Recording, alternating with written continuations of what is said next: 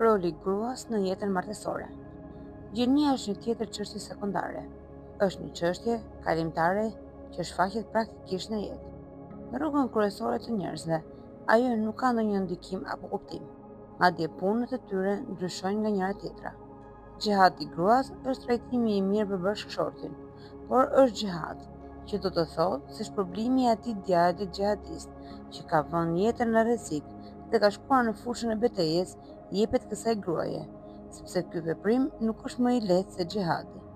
Sigurisht kujdesi ndaj bashkëshortit është një detyrë shumë e vështirë për që një grua, nën këto kushte të rrethimit, të mund të mbajë një mjedis të ngrohtë, të rehatshëm dhe plot dashuri në shtëpi. Është një art i madh. Kjo është vërtet një formë e xhihadit.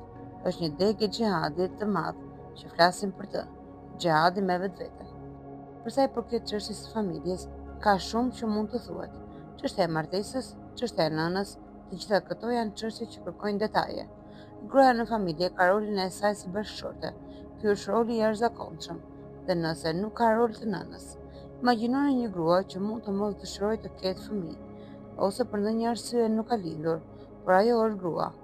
Nuk duhet të nënvlerësohet roli i saj si bashkëshorte. Nëse duam që burri të jetë një person i dobishëm për shoqërinë, atëherë kjo grua duhet të jetë një grua e mirë për shtëpinë.